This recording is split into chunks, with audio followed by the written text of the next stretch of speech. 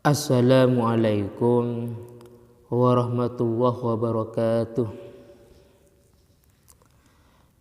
Pada kesempatan ini saya akan menjelaskan tentang masalah ilmu akidah, ilmu tauhid, ilmu yang wajib pertama kali harus kita ketahui.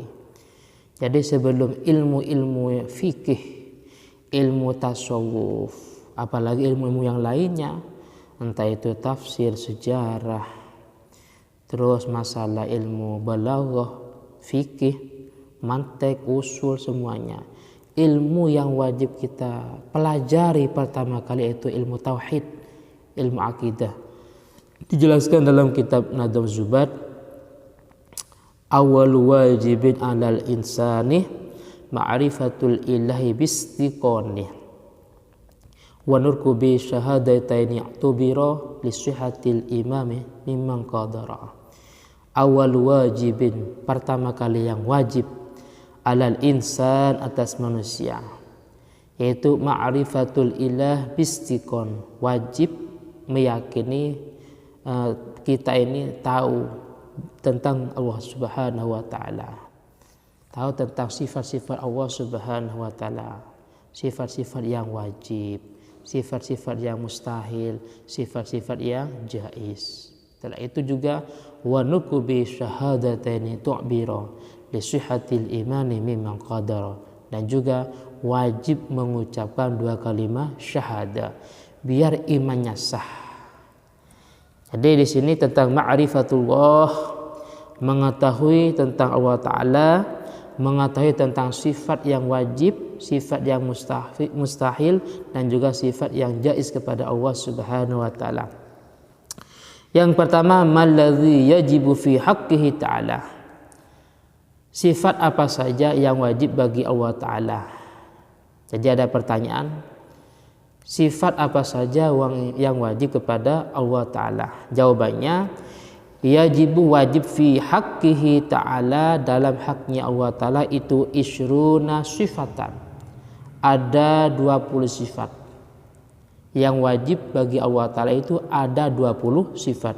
Sebagaimana ketika kita sholat di musola atau di masjid-masjid ada pujian wujud qidam baqa mukhalafatu lil hawadisi qiyamuhu binafsihi wahdaniyat qudrat iradat ilmu hayat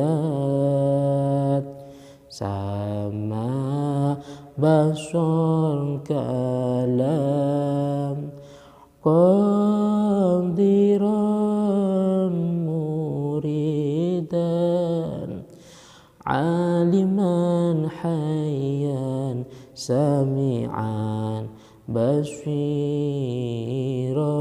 mutakalliman. Ini biasanya kita mendengarkan ketika kita lewat atau mungkin mau sholat di masjid-masjid, musola, ada pujian seperti ini yang dibaca antara azan dan iqamah. Jadi ada 20 sifat yang wajib dalam haknya Allah Ta'ala. Wahyah yang pertama yaitu al-wujud, wujud. Allah Ta'ala itu ada. Jadi yang menciptakan alam itu ada, yaitu Allah Ta'ala. Untuk dalil dan argumennya nanti di belakang. Yang penting kita pertama tahu, oh Allah Ta'ala itu ada. Terus yang kedua al-qidam. Al-qidam itu maksudnya jadi pencipta itu atau Tuhan Allah Ta'ala itu ya bersifat qidam, bukan baru. Terus selanjutnya al-baqa, yang ketiga baqa, kekal. Kekal itu maksudnya tidak akan musnah, tidak akan hancur. Bedanya dengan kita akan mati. Alam ini akan musnah, akan hancur. Bangunan Bangunan tidak akan bertahan beberapa lama, akan hancur. Tapi Allah Ta'ala enggak, bersifat baqa. Selanjutnya mukhalafatu lil hawadis. Allah Ta'ala itu beda dengan makhluk. Kalau kita ada tangan, kita punya kaki, kita punya anggota tubuh, tapi Allah Ta'ala tidak. Kalau kita yahtaj ilal amkinah wal azminah, kalau kita membutuhkan tempat dan butuh waktu, jam sekian waktu istirahat, jam sekian waktu aktivitas, jam sekian waktu ngumpul dengan keluarga, jam sekian di kantor, jam sekian di rumah, jam sekian ada di luar. Tapi Allah Ta'ala tidak. Allah Ta'ala tidak butuh tempat, tidak butuh waktu. Jadi mukhalafatul hawadis, berbeda dengan makhluk. Untuk argumen dan hujahnya, dalilnya nanti di belakang semuanya. Terus qiyamuhu binafsihi, selanjutnya Allah Ta'ala itu ada dengan sendirinya. Kalau kita enggak, kita sebab dilahirkan, orang tua kita juga dilahirkan. Bangunan ini ada karena ada yang membangun. Semuanya ada itu membutuhkan muhdis, membutuhkan penciptanya, membutuhkan orang yang membuat. Bangunan ada karena ada yang membuat. Ada arsiteknya. Semuanya yahtaj ilal muhdis. Tapi Allah Ta'ala qiyamuhu binafsihi, ada dengan sendirinya. Jadi semuanya itu ada, benda-benda itu ada, tapi ada yang membuat. Terus wahdaniyat, Allah Ta'ala itu satu, bukan dua, tiga, apalagi jumlah yang lebih banyak. Jadi Tuhan itu satu. Qul huwallahu ahad.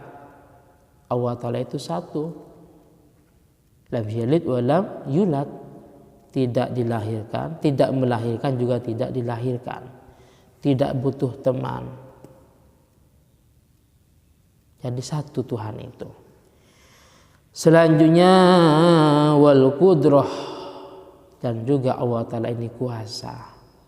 Beda dengan kita ini lemah, tidak punya kemampuan. Kadang kita mau ini dan itu, tapi ketika pas nyampe pada waktunya, apa yang kita inginkan tidak tercapai. Karena kita lemah. Kita bisa ngaji, kita bisa ibadah, semuanya itu semata-mata karena bi'aunillah wa taufiqih, semata-mata dengan pertolongan Allah Ta'ala. Terus wal iradah, dan juga itu kemauan Allah Ta'ala. Beda dengan kita. Kita itu semuanya kadang karena paksaan, bukan atas dasar kemauan kita sendiri.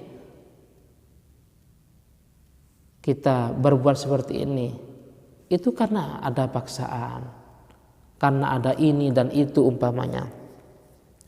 Wal ilmu, Allah Ta'ala juga bersifat ilmu, mengetahui. Cuman ini beda dengan ilmu yang kita miliki. Kita punya pengetahuan tapi terbatas. Contoh kecilnya yang paling terkecil, kita tidak tahu apa yang ada di belakang tembok. Nggak tahu kira-kira apa yang ada di belakang tembok. Apa saja yang ada di dalam tembok, nggak tahu. Itulah menunjukkan bahwa ilmu yang kita miliki itu cuman terbatas. Tidak tahu apa yang ada di belakang bangunan, apa yang ada di belakang rumah, kita nggak tahu. Wal hayatu, dan juga Allah Ta'ala zat yang maha hidup. Zat yang maha hidup. Bedanya dengan kita. Kita ini sudah berapa di alam ketiga. Kita pertama, alam kedua ya. Pertama berada di alam pertama itu rahim ibu. Setelah itu sekarang alam di dunia. Setelah itu kita dimatikan di alam barzakh, alam ketiga. Setelah itu dibangkitkan lagi. Tapi Allah Ta'ala tidak. was-sam'u, dan juga Allah Ta'ala zat yang maha mendengar. Seperti tadi, bahwa pendengaran yang kita miliki ini terbatas, dibatasi dengan jarak. Kadang ketika ada penghalang sudah tidak mendengar. Bedanya dengan Allah Subhanahu wa Ta'ala. Wal baswaru, dan juga Allah Ta'ala melihat. Melihat juga apa yang ada di batin kita, apa yang terlintas dalam hati kita. Akan tetapi kita tidak. Kita melihat cuman terbatas, melihat hal-hal yang mungkin ada di depan mata. Itu pun kalau kita ditutupi dengan sebuah penghalang, kita nggak bisa melihat, tidak mampu melihat. Wal kalam, dan juga Allah Ta'ala zat yang mutakalliman, berbicara. Terus wa kaunuhu qadiran wa muridan, dan juga Allah Ta'ala zat yang maha kuasa dan juga yang berkehendak. Seperti tadi, Allah Ta'ala itu tidak ada paksaan mau berbuat seperti ini, tidak ada paksaan, enggak seperti kita. Terus wa aliman hayyan, dan juga Allah Ta'ala zat yang maha mengetahui dan juga hayyan, maha hidup. Seperti tadi penjelasannya, pengetahuan Allah Ta'ala itu tidak terbatas seperti kita. Kita terbatas. Hayyan, maha hidup, wasami'an wabasiron, dan juga zat yang maha mendengar, zat yang maha melihat, wa mutakaliman, juga zat yang berbicara, yaitu di Al-Quran. Jadi wahyu Allah Subhanahu wa Ta'ala dengan pelantaran malaikat Jibril disampaikan kepada Nabi Muhammad Shallallahu Alaihi Wasallam. Mungkin sekilas yang saya sampaikan cuman masalah sifat yang wajib pada Allah Subhanahu Wa Taala. Untuk yang masalah yang mustahil, yang jaiz, dan juga argumen-argumennya, alasannya itu nanti di belakang menyusun. Mungkin ada yang kurang jelas, kurang paham, silakan ditanyakan dalam channel ini. Akhirnya, assalamualaikum warahmatullahi wabarakatuh.